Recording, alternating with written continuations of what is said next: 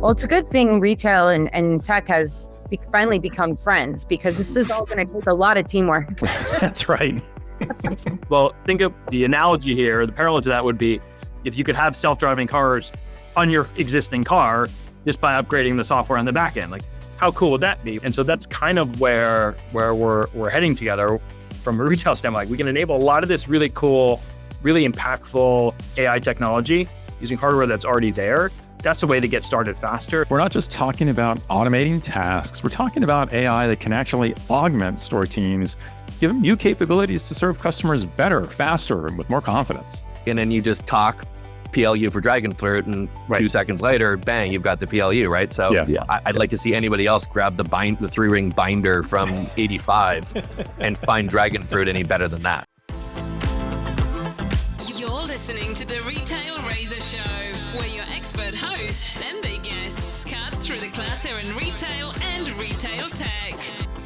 Welcome to Season 5, Episode 10 of the Retail Razor Show, the only retail podcast in the top 10 all-time indie management podcast charts on Good Pods, and the highest ranked retail podcast in the top 100 indie marketing podcast charts on Good Pods. I'm Ricardo Belmar.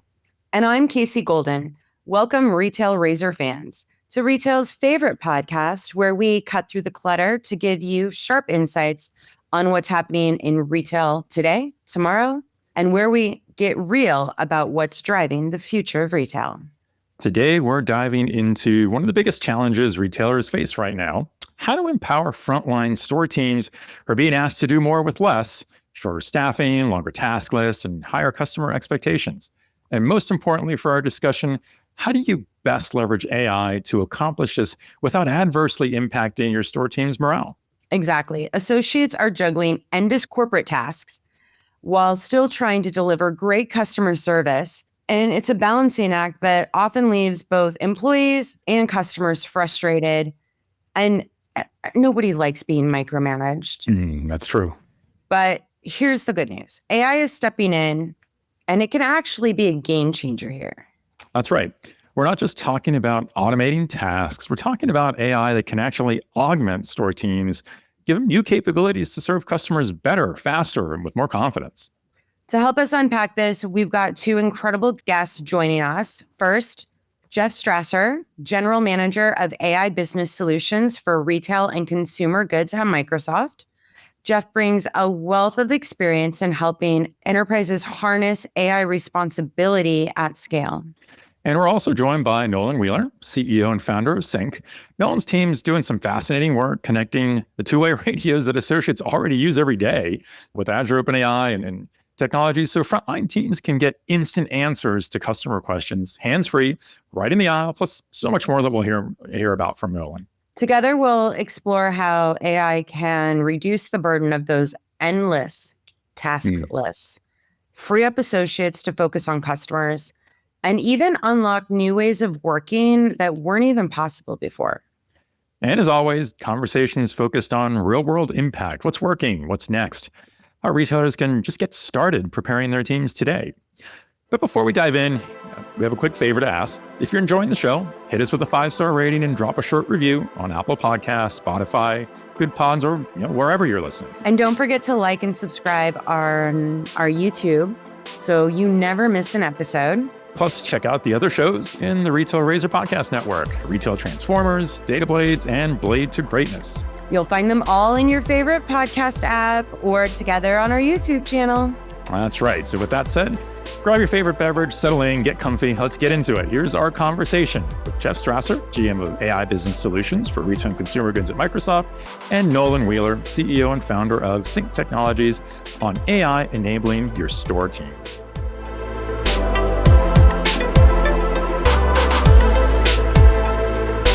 Welcome, Nolan. Welcome, Jeff, to the Retail Razor Show. Thanks for having us, man. Morning. It's great to see you. So we've been excited to have you both on the show, as we've been looking forward to having a deep dive conversation about frontline store teams and learn how AI might make things better for them or already is. That's right. So of course, we figured who better to help us break this down than to get a top expert at Microsoft, helping retailers tackle big operational business challenges, plus someone who's at the leading edge of AI-enabled solutions for store teams. So you both are two ideal people to help us dig into this.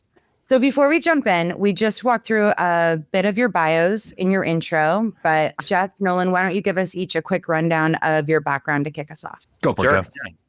Happy to get things rolling. So yeah, it's great to be here. So Jeff Strasser, I've been with Microsoft for a number of years, but I've spent the last good portion of that focused on our retail and consumer goods industry and really on the way people work. And so, my team works across kind of the entire SaaS portfolio at Microsoft. So think everything from identity and Windows, which of course is super prevalent and important in a retail environment, to more modern tools like Teams and Copilot and agentic AI, and taking what was a fairly disconnected experience for the frontline employee and seeing how we can partner with retailers on, I would say, slowly but effectively bringing those technologies into their stores, because as we all know, it's a well run and very very tightly run process in how stores operate, and disruption is typically not a good thing, but there is so much opportunity. And so finding that right balance is we like to spend our time, and Nolan is an important partner in doing that. So Nolan, why don't you go ahead? Thanks, Jeff. Yeah, thanks for having us on. Long-time listener, first-time caller. I love the razor. So I come from retail brick and mortar. So I worked starting out just, pushing carts and filling shelves, and then worked up and through supervisory and into store roles, district roles, regional roles. So feel like I've got a pretty good decade of experience within those environments. And then, founded SYNQ, which was the opportunity to try to bring some better technology into the workflows. So, counterintuitively, where we're at today is a lot of leveraging the legacy voice tools, a lot of leveraging radio, leveraging paging. That super sounds counterintuitive. You're going to apply AI, right, in terms of like the leading technology, but you're going to have legacy voice as the conduit into it. But that's really what's accelerated the opportunities within retailers to say, hey, we have these friendly tools. What is really being said on these radios? How many times are we getting people to come up, asking for cashier help up front? So that's something that Jeff and I have been digging into deep lately. There's some great Zebra stories that are out there, but we just don't have enough of them yet. So it's just a matter of like, what are the tools that we have? Meet people where they're at as opposed to where they should be. And that's the focus of a lot of what we do today. All right. Well, thank you both. Let's get into it then and start talking about frontline store teams. It's one of my favorite topics to dive into retail. I feel it's an area that stands to gain so much from AI, but of course, as you both mentioned, right, there's a balance to strike between how do you do that without being too disruptive, but still bringing the benefits. And of course, there are, I think, naturally some skepticism potentially, right, with a lot of store teams that maybe it's fear about being replaced by an AI tool, which I think as we'll get into it, we'll see that's not really what this is about. It's really more about how to help and see how that might take shape. So we'll set a little bit on what we're dealing with before we jump into where exactly the AI can help. So I guess this maybe opening thought here for both of you. How would you characterize today? How are, for example, reduced store staffing levels changing the day-to-day realities for frontline teams? And what are some of the pain points that you think are the most urgent that really want to solve and address for store associates right now? Nolan, you want to get things rolling? Yeah, sure. Yeah, for sure. Yeah. I mean, so many things in Frontline we learn from somebody else. So when there's few else's out there, it's like, where do you get that knowledge base, right? So, everybody has kind of what I almost kind of consider like checklist training. There's some training, there's some videos. Back in the day, it was a VHS, right? Now it's a little bit more through like a web application, but that really doesn't translate into, okay, now I can go and do this. So that's the biggest thing. Again, it's all about communication and how do you get access to training materials? How do you get access to what was that person who had been there for 30 years to help you make your first bail? How do you turn that into something that's voice driven or running off of the Zebra? So it's that augment to kind of fill in that void of where did those people go? Yeah. I was one of those people many years ago watching VHS videos. I can remember very distinctly on how to bag groceries at Publix when I was 14 years old. But and I will say, just as a side note, that training still sticks with me every single time I go grocery shopping, whether it's I'm bagging my own or I'm criticizing how somebody else is bagging my groceries. That doesn't go away. But I think to Nolan's point, there are fewer people. And everybody's being asked to do more. And so how can we use the tools and technology to help guide them to be more adaptable in the roles they're doing so they can accomplish more, whether that's with things like more real-time or just-in-time training or support through various back-end systems, not just, paper manuals of content, which still exist in a lot of cases, but as they work through various processes in the store, they're getting guidance, whether it's in, through a radio or on a device if they're fortunate enough to have one. And so being able to get more out of the people we have, being able to onboard people faster so they can pick up these roles and responsibilities within the stores more quickly. The dynamics of the labor market have changed so much, and people have to be more adaptable. And it's a great place where technology can help, but not break the kind of tried and true process within the store. When it comes to like task overload and customer service trade-offs for both, have you seen evidence that long corporate task lists are pulling associates away from customer-facing work? And what's the biggest drain on time, morale? I got one quick thought, and Nolan, I'd love to hear your thoughts as well. I think the one thing we see is, and we hear from customers, is no matter how the task list is created, whether it's dynamic, whether it's from store leaders, whatever the processes that gets that task list created, the employees in the stores will still go complete those tasks the way they know how to do them and in the order they know how to do them. And sometimes the process is over-engineered, from a corporate standpoint or store leadership standpoint, or even from a technology standpoint, without maybe the consideration for how are things really done on the ground. And so I do think it adds complexity, but there needs to be a dose of that collaboration with the stores on how things really get done. And every store may be different based on the people and are the processes they put in place to build and assign tasks dynamic to that store or that market or the talent they have in that store, versus just a defined list, which is probably too rigid to apply to hundreds and thousands of stores. Makes sense. Yeah, and I think a lot of it comes down to like the flow of work and the disruption. Imagine the four of us are sitting here on this conference call, and Jeff says, "Everybody stop! I got to go do something for 2 minutes. Got to help a customer," and then we all come back like that disruption in terms of the efficiency of that workflow. So we are out there as those frontline associates completing those tasks, but at the end of the day, the customer absolutely comes first in terms of getting that transaction made, making that good experience happen, making sure that we have that repeat visit. So it's a matter of, as well of how do we get good notifications within the store? How do we give good customer help technologies? Because I don't think that folks really think about the math and the economics of what does disruption do when we're mid-task and we need to go do the core of our business, which is let's get customers through the store, through the till and up their car in a happy, helpful way. So I'm going to stick a pin in here for myself and the audience that may not have this experience personally. I worked the retail floor for nearly a decade. I never had a task list.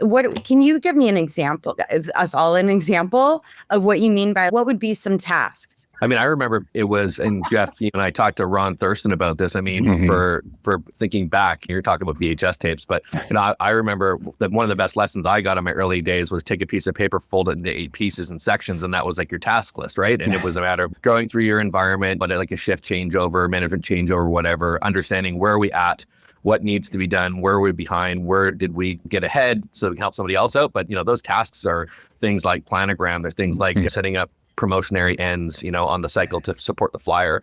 It's a matter of like looking at price changes and the price changes that support that, just general things in the store in terms of condition of the shelf, facings. Maybe you're in grocery, you're really focused on your rapid consumables, so looking at dairy, looking at pop-in chips and those really labor-intensive aisles. So those tasks are around maintenance of the store to make sure that we look like we're supposed to be able to shoot a commercial on this thing because that's what we want to put forth. Okay, perfect. No, that helps. I mean, I made everybody fold in 90-degree corners and they had rulers. Yep, exactly. I just never wrote it down. It was keep it in your back pocket. You're expected to do this all day.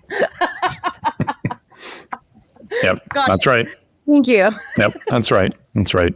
Now kind of working a little bit more into where we can start to insert AI into these things. Jeff, let me ask you, firstly, what are some of the ways that you see things like generative AI and conversational agents and things like that either help shorten task lists, or maybe automate some of these things, help it go faster, and just to help keep associates focusing on customers? Yeah. So I think there's a number of ways to take what is often a very kind of paper, whether that's a digital paper or a physical paper process. But the thing generative AI is great at, it's being able to take large amounts of content and reason over it and understand the language. And so just getting to the starting point of taking kind of physical SOPs and turning them into kind of digital conversation or task list, depending on what the experience and the application that's being used, to start to digitize those things and start to being able to push them out and put in place a system where they can be, electronically distributed down to a user. They can be checked off when they're completed, but also collect feedback on those. And the nice thing about feedback, especially in the context of AI, is that feedback can now be understood at scale, right? So if it's somebody's either speaking feedback to a task, right? So they went and, they were making maybe changing an end cap, but there was an issue with the fixtures that were, delivered by the vendor or whatever it was. To be able to capture that at scale across thousands of stores, you're not going to have somebody who's going and listening to that feedback one by one. But when you can programmatically absorb it all, reason over it and say, hey, there is a critical mass of consistent problem where, this fixture falls down.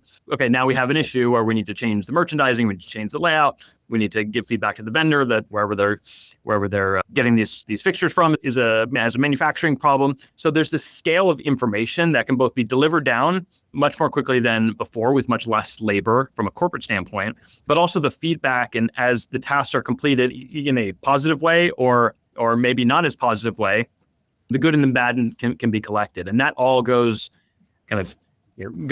to inform what's working well in the store, what's not working well in the store, where there needs to be more focus and attention, and where things can be done better. So even at just that, large language models being able to understand, it's great. Like, the technology exists, we all use it day to day, but now incorporating it into the process and flow of the business to optimize the business and the operations of the business is probably the most fundamental way and the most basic way that you just couldn't do at scale. There weren't enough people to do that work. Yeah, that's a great example. Great example of leveraging the Gen AI capability to quickly summarize, right, and really synthesize what should you do about something without having to require someone to pour through what could be hundreds and hundreds of inputs, right?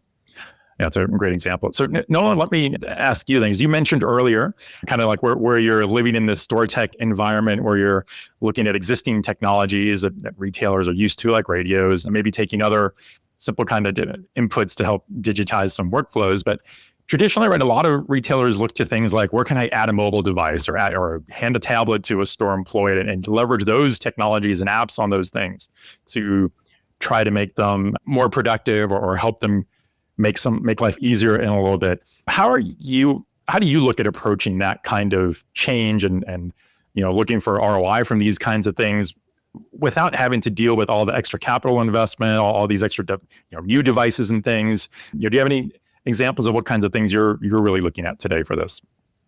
Yeah, I mean, in a best case world, everybody's walking around with a Zebra device, right? I mean, You've got the power of scanning, you've got a screen, you've got some voice-enabled opportunities there, so on and so forth. So, the fact of the matter is that, there are some really innovative retailers out there that for them, it's been table stakes for a number of years. It's a one-to-one relationship where we've got enough Zebra devices to support a one-to-one on the associate side, but that's really just not the common kind of deployment of devices out there. I mean, deploying a device isn't just, hey, I phoned Zebra and I bought a device. It's, I've got a device and now what's my mobile device management strategy? What's my identity? What's my sign-in? What's my training? So suddenly, like, if you actually really get critical, you start to look at it and go like, oh, you know what? There's a reason why we haven't deployed a bunch of these devices in a lot of these different verticals of retail, because with turnover and training and just the inability to find staff, it's like, it's going to keep doing this radio thing. We keep doing this paging thing, the bar of training and theft and devices and charging and all that type of stuff. So when we want to deploy them, we, ideally that's the future state or the current state we should all be at. But, it really starts at, your management and your supervisors and so on and so forth. And if we're talking about tasking today, the person who's running around the store doing facing or doing cleanups or helping a customer at a lock and showcase or getting into a fitting room, they're probably the last person who's ever going to get one of those devices. So it's just this matter of like, when we're thinking about devices and strategies and tasking, how do we share devices? How do we create like that culture around sharing devices? We love listening to paging traffic and radio traffic, because a lot of the times they're complaining that they don't have enough devices. And the ivory tower doesn't know that, because the ivory tower can't hear that radio traffic. So a lot of it just comes down to, it's as we deploy those devices, how do we democratize the access, and how do we make sure that legacy stuff can talk to new stuff so that we have a bridge to get to where we can go off of and leverage up all of what Jeff said, which is a ton of documentation. How do we have that filtered, and how do we leverage AI to get that distilled in kind of a step step-by-step process, whether that's through a Zebra or that's through a radio. So hands-free, voice-first assistance. Jeff, what's the operational and like safety case for putting company-governed LLM agents into voice channels for associates? Yeah, so there's a lot of technical and privacy and security considerations that need to be taken into account. And I think this is one of the challenges that, and it's not even specific to to Frontline, but in general that organizations are really struggling with. Right? Every week there is new bright shiny object to go chase. Right? Something that hits the press. It's some new language model. It's some new consumer tool, and you get every leader within a retailer or any other business, or the board saying, "Hey, have we looked at this? What is this? What are we doing about it?" Without the consideration of what's behind it, right?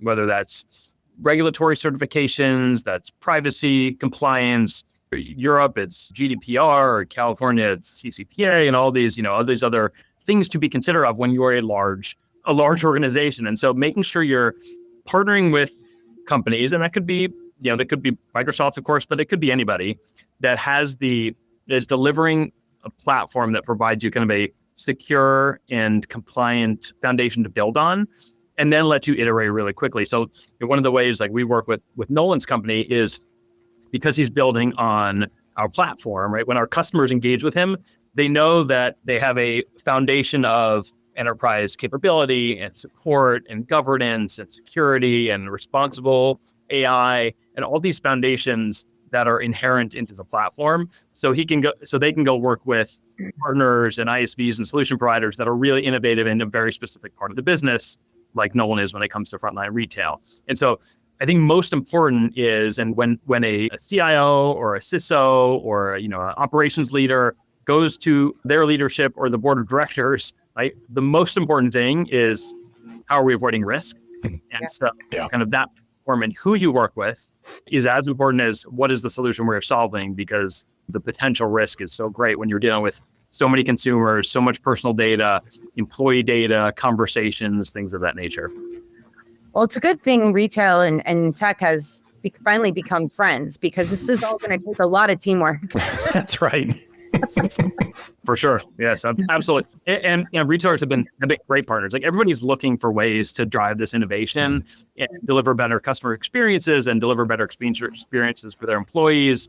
It's hard. It's hard at scale for sure. It's hard in distributed environments. And there's so many complexities that are unique to retail, whether it's the workforce, the churn in the workforce, the geographic diversity of the environments that all these retailers are in, right. The omni-channel nature of the business where you're connecting, digital and mobile experiences into physical experiences. There's so much uniqueness to retail, but so much opportunity that genuinely people are looking to solve, which will be better for all of us down the road.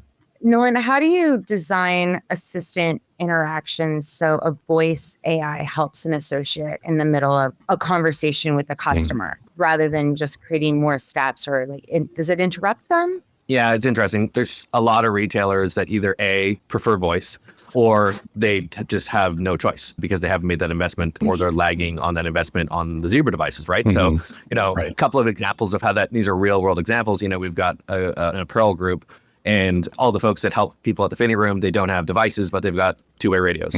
So for them, they're able to do a request to an agent for inventory. So someone comes out of the fitting room. Apparel's really heavy in radio because apparel is very complex. You've got size, style, color, so on and so forth, right? So it's not like this box of craft dinner versus the other box of craft dinner. So a lot of need to kind of go and check stock. I find buying shoes one of the most painful things left in our world.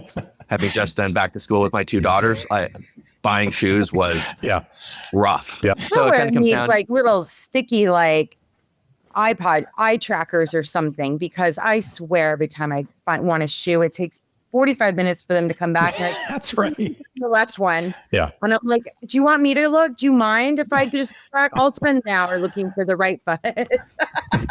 Yeah. So don't get me started there. That's a totally different conversation. That's another podcast. That is all about like empowering the customer. Yeah, your customer is at times, like in that example, your best associate, right? Like people are so willing to do a little bit of work if we can just make their experience that much better. But another conversation for another day. But yeah, I mean, that retailer is using an agent in the ear, and when they're making the inventory request, it's asking for this product information that a lot of the times already doing today. Like there's a lot of retailers that will have somebody in the back room and I'll have a sales associate on the floor, and it'll say, hey, Tim, can you check in the back room for this? That's now agentic, and that's the ability to now say automatically, because Tim really doesn't need to be, spending their time doing that. They can do higher value tasks. This is the inventory. And the cool thing that this one retailer is doing with us is if the agent comes back with inventory of 0, it'll automatically prompt for the zip code. So it'll say, what's the customer zip code? And now we can tell the customer, we're sorry, we don't have it here, but we have 3 of them at this location. It's on your way home, or it's just a little bit out of town. And per the shoe example, customers really are willing to put in some of their own cycles to get to the success state, right? So that's an example of kind of like what we do in terms of the agentic side of leveraging voice with legacy voice tools and applying an agent that creates better experience for the customer because it's reduced time and better outcome, and an easier experience for the associate not running into the back room or running to a kiosk. And it just saves the associate some of the like constant headaches of looking for the same thing over and over again, rather than just coming out with the answer or the solution. And the key here is that now we have that data, right? Like prior and before that, it's like Jeff and I talk about survivorship bias. We just don't know. Like we know all the success because that's POS data.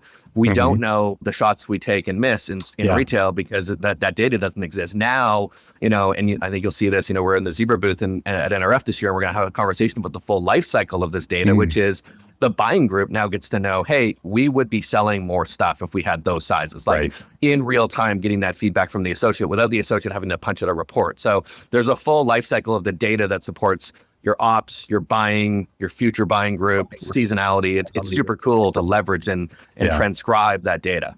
And nobody is, after they miss a sales opportunity because they didn't have a size, is going into the feedback system or a computer and saying, didn't sell a product because you didn't, size 11 brown, right? Yeah, so, this list is very important, very important. People fight over inventory in some parts of retail, right?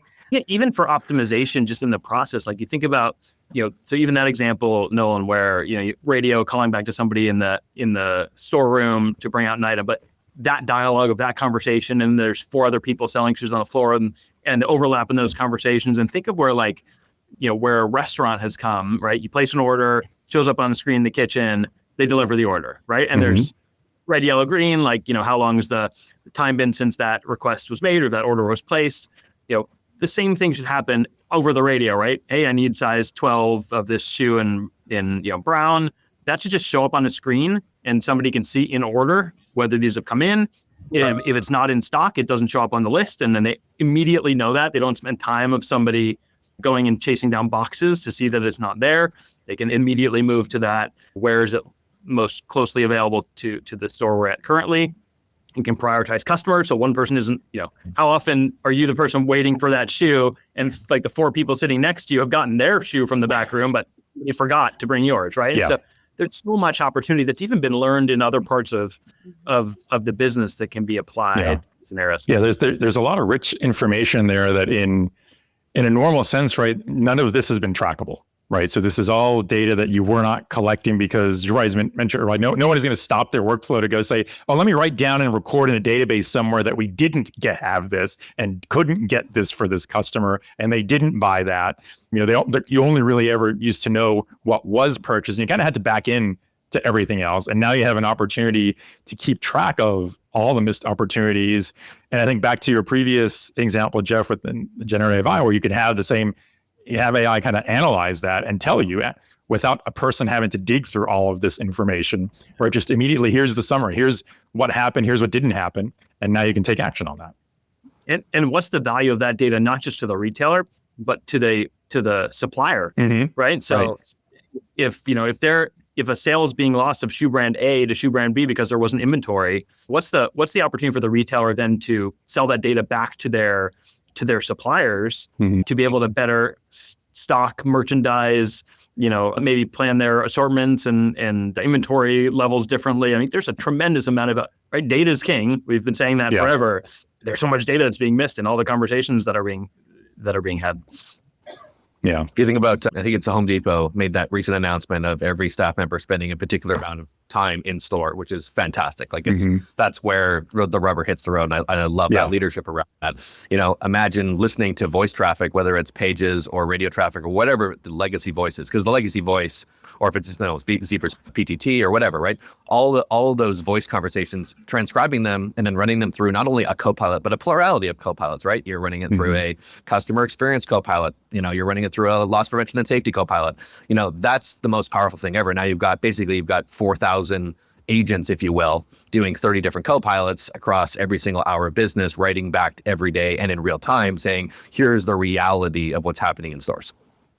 Oh, I love the idea of corporate knowing exactly how tedious and frustrating a day on the sales floor can be. Here's what's really going on. Yeah. And as consumers, we probably love for corporate to know what our not so great experiences are in store as well, because I'm sure those bad experiences that we have don't make it back to corporate. Nobody's reporting on how poor of a job they or the store might have done in a certain situation. Right. Yeah, great. The good ones and the bad ones. It's a huge opportunity for HQ. There's another retailer we're working with that, thought about this in the inverse way. So the one way is to think about, okay, let's just listen to the natural language, but they actually promoted it. And they said, nobody fills out the suggestion box anymore. But what about if we created an agent that allowed you to complain?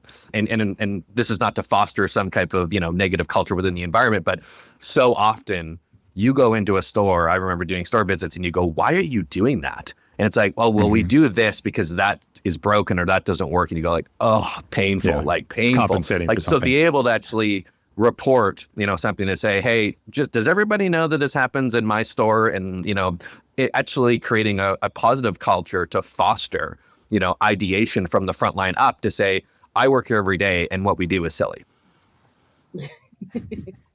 Nolan, that reminds you of, if you tie that back to your own life and you've got an issue with whatever, an ankle, right? And you start overcompensating on the other leg and you cause more problems. Yeah. Because the first problem wasn't that bad. It could have been solved, but you created so many issues by working around it that it's that much worse. And it's the same thing. Right.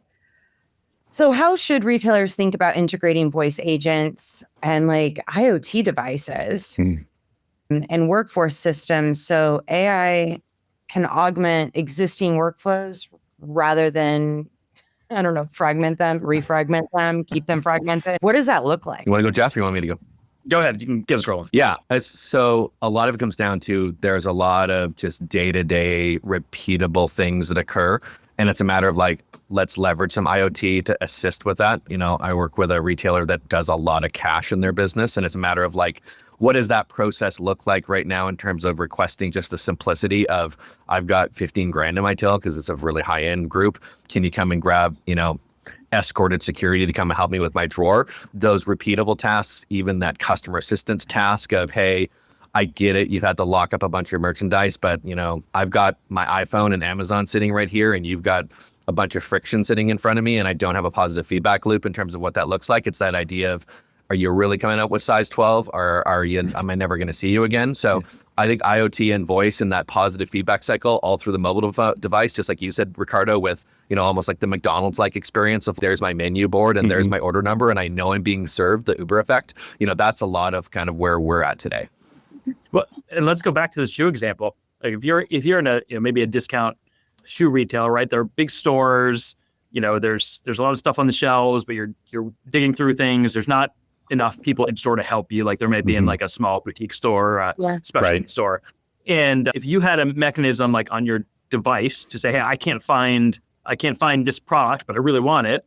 And it would notify somebody in the storeroom, or maybe somebody who's, if it's really small staff or light on staff, somebody at the cashier who's not working with another customer. And it would keep you up to date on the phone. Hey, they've acknowledged that you're looking for this product. They're going to look for it. Hang tight. Keep sitting where you are, look at some of their shoes, and we'll, or maybe using beacons, we'll know where you are in the store and we'll bring it to you. And so that feedback level is so valuable. When I think about the scenarios that I run into, back to buying shoes, but also the thing I love about the technology and like the agent architectures that we work on with customers is, no one's talking about this in the context of legacy radios and voice agents. We talked about Zebra devices, which could be, screen or voice to the same agents. But there's legacy processes that, like call buttons, which may just be push a button and it lets you know what's happening, or it could be voice enabled, right? Or you could have mobile device voice enabled or text enabled. But the architecture of the agents can be built and exposed to all these different endpoints. They might be various tweaks, different instruction sets, different limitations of what it exposes to a consumer versus to an employee. But the general architecture and like the data behind it is the same. And it's just where you plug them in on your digital experiences, your voice experiences in stores, your customer experiences in the store, what's available to the staff via RF radio. So these things scale really well, and they can address like pain points that a lot of people are having with very similar architectures and data on the back end and small tweaks to those kind of instruction sets or what the agent's being asked to do, right? If your agent's going to talk differently and maybe a little bit more thoughtfully to a customer, but with an employee, you want it to be really short, like short, concise, move quickly. Yeah. But customer, you want to be a little bit more thoughtful and understanding. And so that's a cool thing about the technology and how all these things can be built and how they can talk together. There's so much scale that can come from the right design and the right architectures. Jeff, I just want to add to what because that was brilliant. Like, you got to build that agent. You've got to get that repository and you've got to get all that documentation, right? And then you build that agent. And then it's really a matter of democratizing the access to it. We know of so many frontline folks that have built these agents and then the usage is really low because it gets back into that complexity, right? It's like, okay, now I got to go get my Zebra and now it's like my password and I don't have it. And this is like, it's hard enough to even get folks to be engaged with their payroll password, right? So it's a matter of like, how do you democratize that access? And it kind of comes down to like, okay, let's look at what's easy. Voice is the easiest, right? So there's no password. And if there is a password, it's trivial and or very shortly will be just voice-enabled password credentialing with voice. But it's just a matter of even just going to a phone and picking up a regular phone and just hitting pound, whatever, 224 or whatever it is. And now, getting that just locally off of your telephone system to ask that question, it really is just, we just have to meet people where they're at. And we've seen it already, Jeff, with folks that have had agents and the usage is low. You make them voice enabled through legacy equipment and the usage skyrockets. Yeah, the technology is so powerful. I like to think about it like, self-driving cars, right? So self-driving cars are amazing, but it requires a massive investment to have one, right? You have to buy the car. It's not just about like what's in the cloud that will enable your self-driving. Well, think of the analogy here, the parallel to that would be if you could have self-driving cars on your existing car just by upgrading the software on the back end. Like, how cool would that be? Well, kind of this is where we're heading. Like, maybe it's not a one-to-one, like there may be better, higher levels of fidelity or things like that. But if you could go enable a huge portion of the value of the self-driving car from your current car without any incremental, like, another $50,000, $60,000, $80,000 investment, like that's a big deal. And so that's kind of where we're heading together. From a retail standpoint, like we can enable a lot of this really cool, really impactful AI technology using hardware that's already there. That's a way to get started faster. And if there's one thing we talk to our customers about, like the way to make an impact is just to start. Don't wait. Don't wait 10 years to build the right strategy. You're going to be 10 years behind in efficiency and margin impact and all these things that are going to make you less competitive. So start now. And then you'll iterate and invest and iterate and find value and continue to invest and so on and so forth. So speaking of starting, what are the right metrics to track to know when AI has been introduced to the frontline, to know what's delivering measurable results, like the fastest? What is that quickest ROI so that anybody ready to start understands like this is what you're chasing first? I get asked that a lot, so I don't mind starting this one off, Jeff, in the sense that we always find that folks learn what they can do, and then suddenly they go, where should we start? What agent should we build? And we're always actually trying to like pump the brakes and say, let's just hold off. Let's do a 90-day harvest of data, whether that's PTT data on the Zebra or whether that's radio data or comms data over the phones through paging or whatever. Let's not speculate and just guess and let's just build this agent. Let's let you understand what the problem is. Let's use a ton of Copilot to understand where that goes. And now we'll actually have a ranking system to say, we're going to start with this one because the data says that it's best suggested. And we're going to go here and here and here. And we're going to watch all that PTT traffic to see that we're actually driving it in the right direction and that we haven't created what Jeff said earlier, which is I've got a bad ankle and now I'm going to sprain my other one because I'm over indexing it, right? So that's where we love to live, is let's just slow down and look at where this novel data is that you're not listening to drive that decision. Yeah. And I'll go back to what we were talking about earlier with kind of just establishing the process and the platform on how you're going to tackle things, because once you have that data, you want to be able to iterate quickly, and every part of the business is going to have a different metric. So I think it's hard to say like what is the one metric. It could be loss, it could be just top line sales, it could be a certain department, it could be a certain product, it could be a certain brand, it could be minimizing returns or impact on returns. I think there's so many different metrics, but being able to iterate quickly. Okay, we're going to deploy an agent and an experience to our employees we're attempting to address metric X by doing Y. And we're going to go do that for 90 days. And if we start to see movement, we're going to double down on it. And if we don't, we're going to quickly iterate into something else. Right. And when you have the platform and the tooling in place, you can quickly iterate. If you're going kind of bespoke, hey, we're going to spend a bunch of money, buy this thing, implement it for 6 months, you're kind of committed and no one's willing to back on that. And that's where you get into problems. So there's massive investments made and everyone's afraid to say, hey, this isn't working. So everyone just keeps dumping more money into it and more money into it. And you start to lose the mind share in the front line because everyone's seeing that this thing isn't working, but somebody spent so much money that they can't say, hey, this thing I spent $5 million on in the last 8 months was a failure. And so it just like creates a cycle of bad things. And so think about the process and the platform and the iteration, and to Nolan's point, collect the data up front, and then you have a list of things to work through and work through them quickly and find value, double down, no value, skip, maybe you come back here. Yeah. Is that sort of the secret to kind of addressing any skepticism that may come up from either operations team or other frontline store folks who feel like they're trying to preserve some autonomy and they maybe are concerned this is going to take away from that because they're not sure what the expectation is? Is that really the answer, is to kind of tackle it that way with a more bite-sized approach once you've gathered the data and just keep iterating? Yeah, I think it is. And I think getting the store's input as well. You've got to do, you can capture a lot of data, but talking to, there's no replacement for having human conversations. Right. And doing your store visits and understanding what's working and where do you need help? Oh, we need help because this notebook you have that's now covered in grease and dirt and I can't look up PLU codes on. Okay, great. We can probably fix that problem relatively quickly. Or, in the bakery, there's a manual and I have gloves on and I'm covered in whatever, flour and sugar. I don't understand how I'm supposed to flip the page. Great. We can probably put that in your ear and deal with it. Right. So, I think getting the input, like maybe even if it's not the highest ROI, the things that can be impactful to the people carry an ROI of their own, whether it's in employee satisfaction or it's in reduced churn, which ultimately does impact the cost of business. Yeah.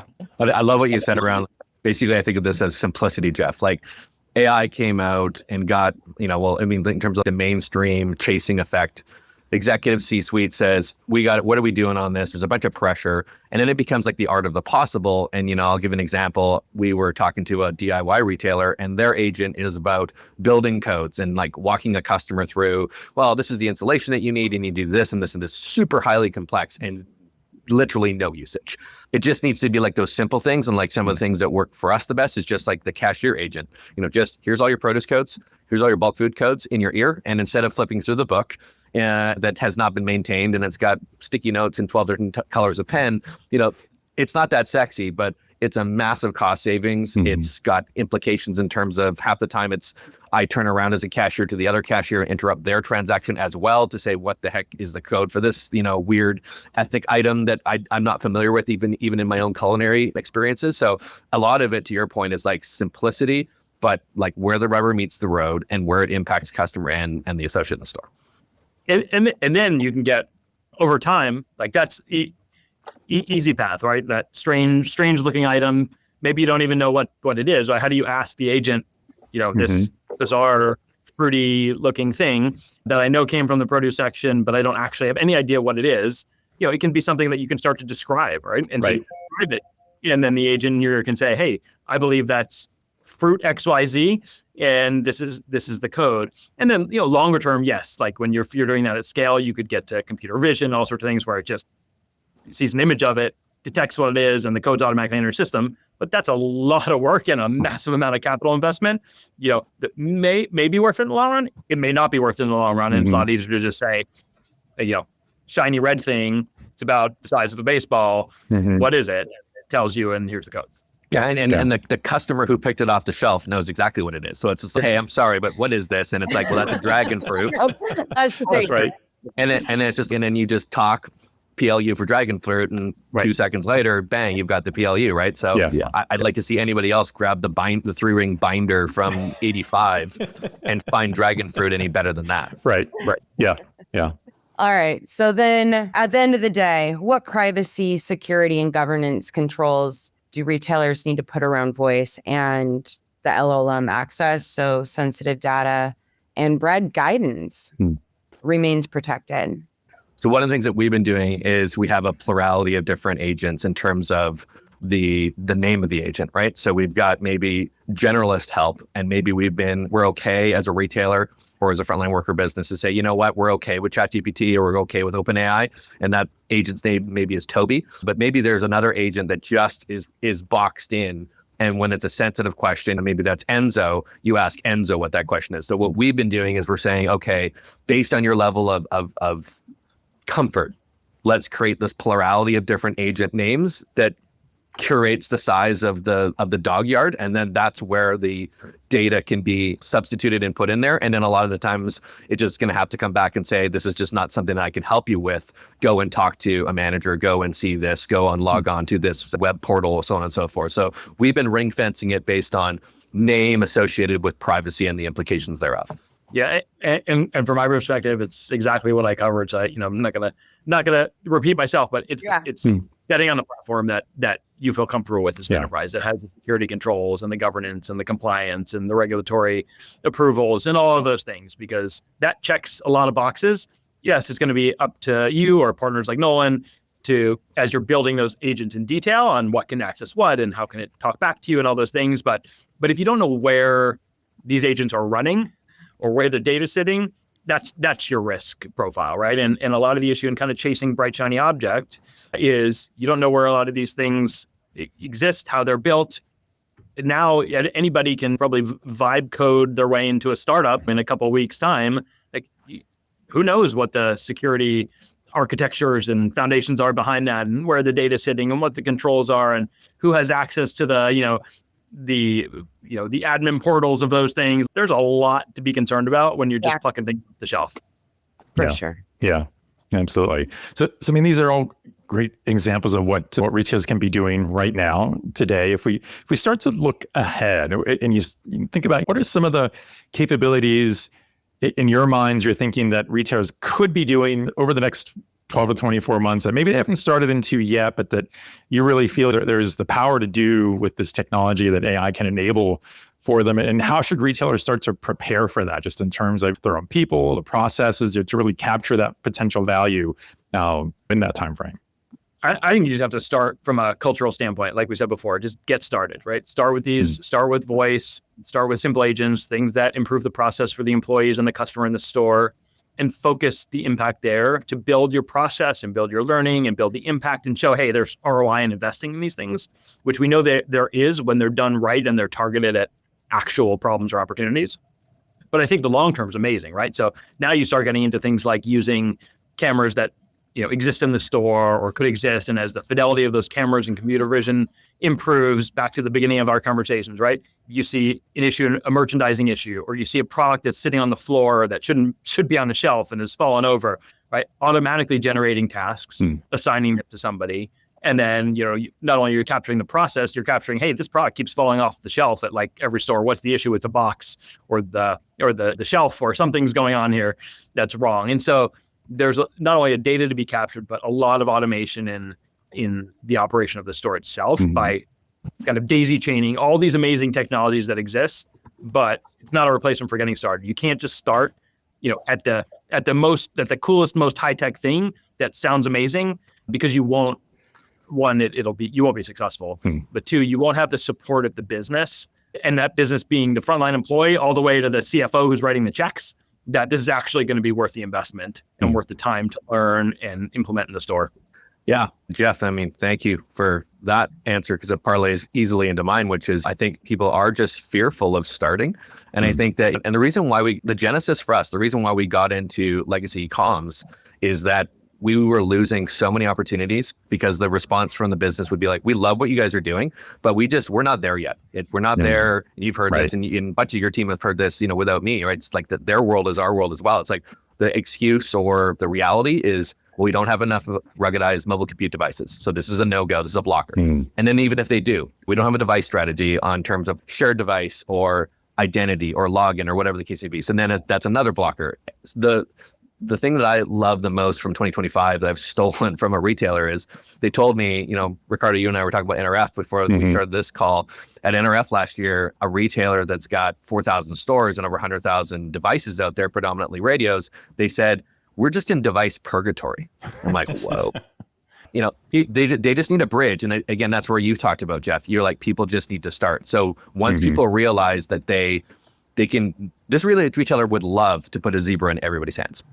But they're like, buy 100,000 devices tomorrow. There's no interoperability gateway. It's just, we're fearful. And every single year we say we're not going to use radios next year. And every single year they approve the budget for radios because they're stuck again in that purgatory. And I told them when they said it, I'm like, I'm so stealing in terms of kind of like the reality and the pain of where it is. So once you realize that AI is kind of taking the ability to take legacy voice and then with an interoperability gateway, connect traditional legacy voice with a modern Zebra device. And now you can slowly roll. And now those 100,000 devices, now it actually can be, for the next 5 years, buy 20,000 devices and slow roll us, management, supervisory, full-time staff. And then at the very last moment, it's going to be that seasonal associate that's going to have a Zebra in their hand. At least now they have somewhere to start and they can get out of the purgatory. That's a great point. This has been a great discussion about AI enabling frontline store teams.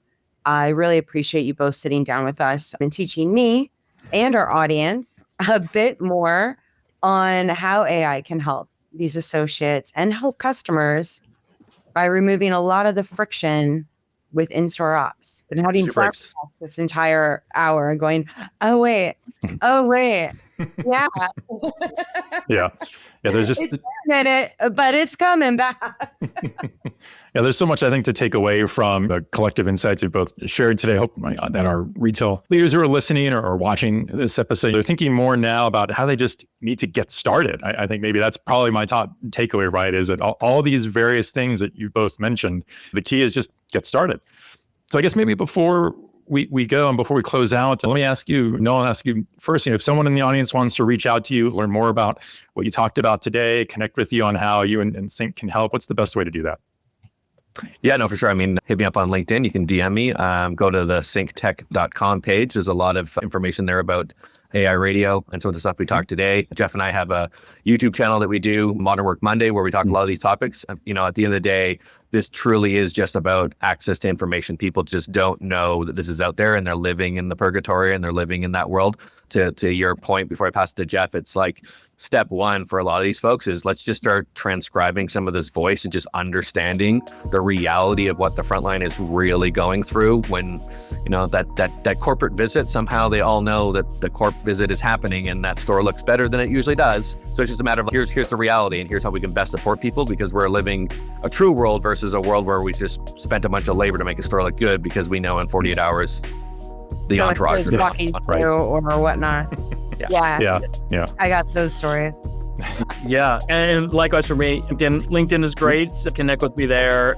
Absolutely shoot me a DM. It's Nolan and I can go on for hours having this conversation. Right? We do, but we try to keep it pretty concise over talking with y'all or on our calls. But yeah, it's super exciting. And like we said, get started, partner with technology providers that you trust, that have experience, and don't try to bite off more than you can chew. Go be successful with small wins and parlay those into bigger effort.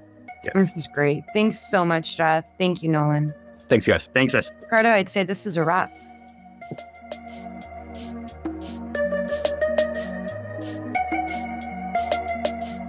If you enjoyed our show, please consider giving us a 5-star rating and review on Apple Podcasts, Spotify, or Good Pods. Remember to smash that subscribe button in your favorite podcast player and like and subscribe to our YouTube channel so you don't miss a minute. I'm Casey Golden. Please follow us on social and share your feedback at Retail Razor on LinkedIn, Blue Sky, Threads, and Instagram. Subscribe to our Substack newsletter to preview the best highlights from each episode and get bonus content right in your email inbox. Visit our website at retailrazor.com for transcripts and more info about each episode and our amazing guests. The Retail Razor Show is the original show in the Retail Razor Podcast Network. I'm Ricardo Belmar. Thanks for joining us. Until next time, stay sharp, stay human, and stay ahead. This is the Retail Razor Show.